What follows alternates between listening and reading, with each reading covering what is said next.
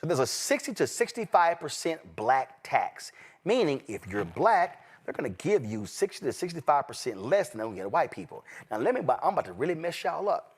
Now, I want y'all to hear what I just told y'all. BET was getting $1,500. MTV was getting $8,000. So that means a $6,500 difference. Y'all, that's huge. Now, what happened?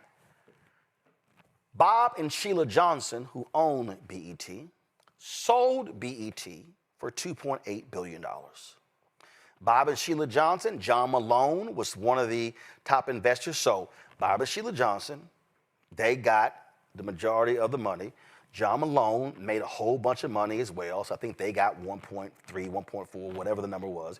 He got like $1 billion. That's how the money got. And then you had some people, there was some people who owned some equity stake because BET was private. They went public.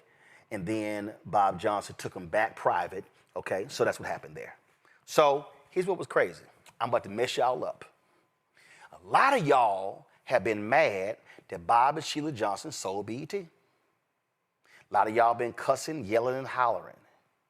Well, guess what? They took their own money and built BET, and they took that money, and they've now been able to buy a whole bunch of other stuff with the money from BET, and so they actually own more companies and have more people who they employ now than when they had BET. But here's what I'm about to mess y'all up.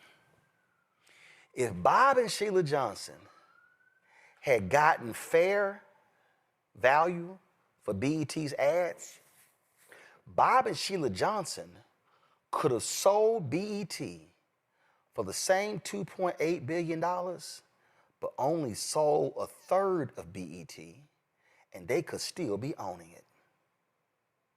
I'm gonna let that sit with y'all for a second.